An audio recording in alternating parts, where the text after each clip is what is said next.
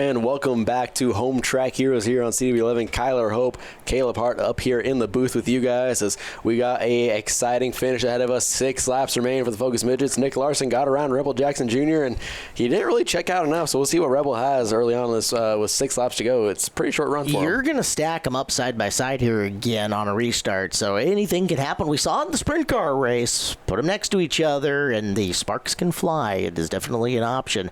With 2 guys who have been very evenly matched over the course of this race. Rebel kind of made one mistake. Nick jumped on it. We'll see if it's Rebel's turn to get back at the youngster. Yeah, we'll see if maybe Nick used up too much of his stuff because he was running pretty hard laps, running a pretty aggressive line, so maybe he used up a little bit too much tire. Maybe the car's not quite ready for this last green flag run as Rebel kept it pretty straight that entire run. These drivers get a little bit better lifespan out of these tires. The series has gone and spec'd a little bit of a harder compound than what you're going to see coming up in the WMRA midget ones. They're actually getting multiple nights out of a tire, but you're right. It is really easy to abuse a tire when you're working as hard as Larson has been to try to get around Rebel Jackson Jr. We're about to find out with just 6 laps to go.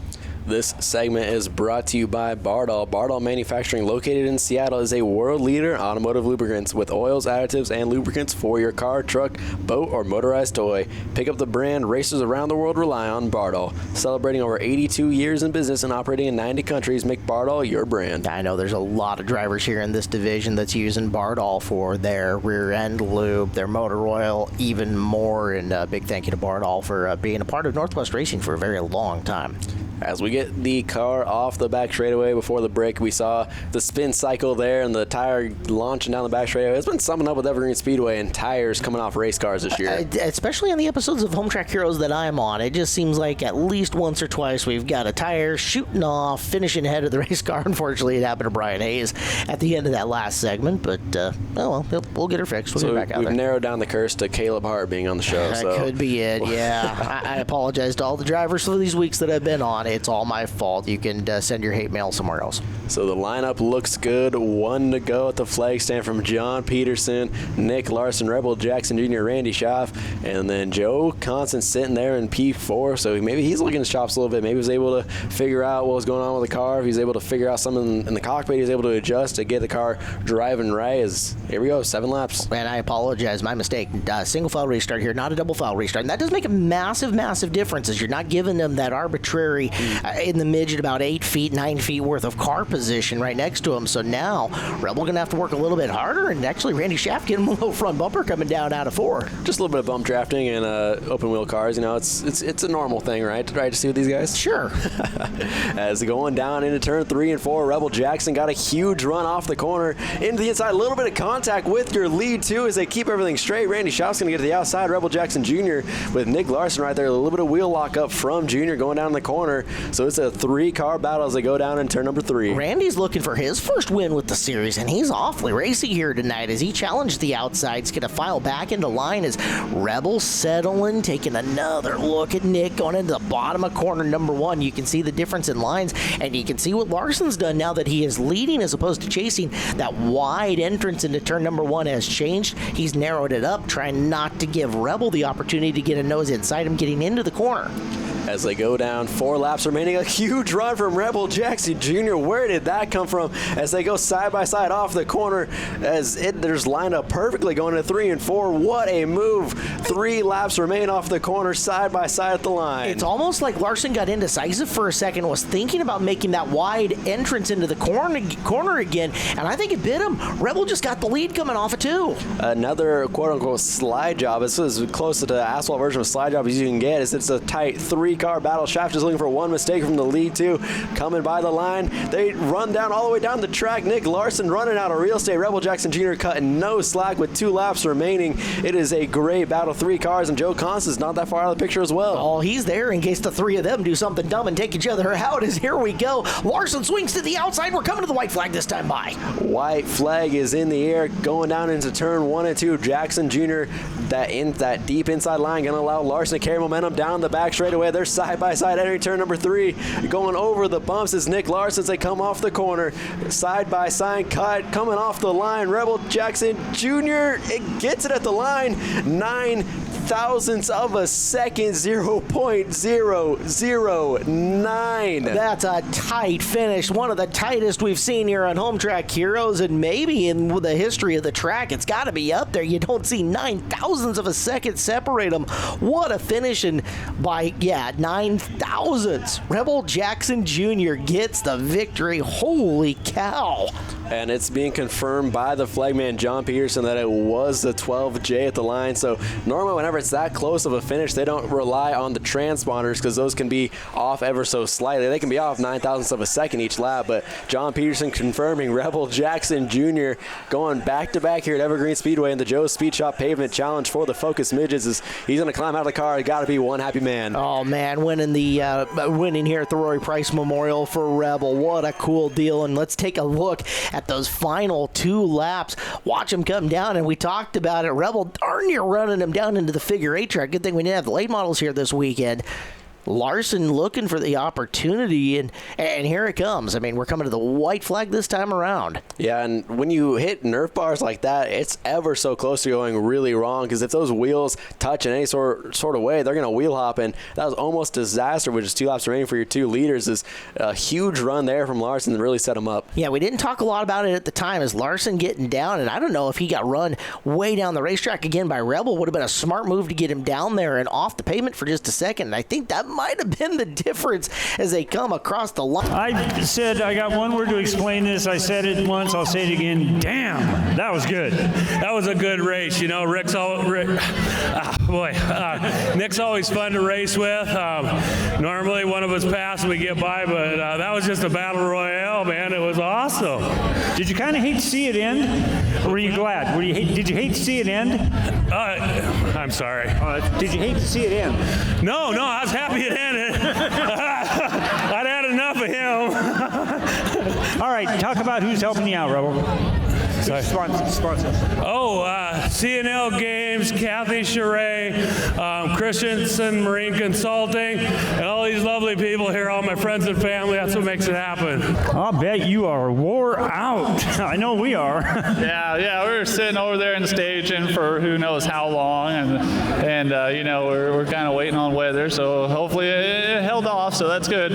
But that was a good race. Me and Rebel, we always are 1 and 2, and today he's 1 and I'm 2, so second sucks, but I'd like to thank my dad, Kevin Larson, and Dennis Griffin for crewing today, and Performance Contracting, Kent Collision Centers, Schaefer's Racing Oil, Tech Equipment. We had a really good car today, and we almost got it done. It's great to be back to Evergreen Speedway. You know, we raced a lot of years up here with the Legends cars, and trying something new, and by God, I thought we had a chance there. Those guys were getting pretty tight to each other, and thought we had a chance to get it, but we didn't. We'll take third, though. Yeah, we were talking upstairs. This was a really good fit for you guys. Yeah, you know what? It's a heck of a show, and the guys really, really do respect each other. They drive hard, and it's just really, really a lot of fun. I got to thank Joe Constance from Joe's Racing Products for supporting this series for us on the asphalt side. He's put together a pretty good prize package for the winner of this series, and these 2 guys finished first and second tonight are battling out week in and week out. For my seat, it's a lot of fun, but one of these times we want to finish in front of them. Talk about finish of the year so far. It reminds me of the Steve Cox and Quentin Borson finish we had that was side by side at the line. So yeah, just a couple. Wow, just speechless. So maybe I'm the curse with tires coming off. Maybe I'm the curse with great finishes as well. You never know. So that was a good one. Congratulations to the Focus Midget drivers, as that was an absolutely fantastic race. Rebel and Nick just laying it out, and good action in and behind them. So well done by the series, and thanks for being part of the Rory Price Memorials. We've got more midget action coming up. Yep, now we got the WMRA midgets, so they sit down a little bit lower, and they got a little bit different body style looking. They just got a bigger, it's just all a little bit different looking than the Focus Midgets. Yeah, so you've got a different compounded tire. It's a little bit gummier. You've got a 4-cylinder engine again, but you have a much more powerful engine. These guys are pushing 300, 400 plus horsepower in these guys, and it changes the way you set the car up pretty distinctly. These are all going to be purpose-built asphalt cars in this. You're not going to see a whole lot of dirt conversions coming over.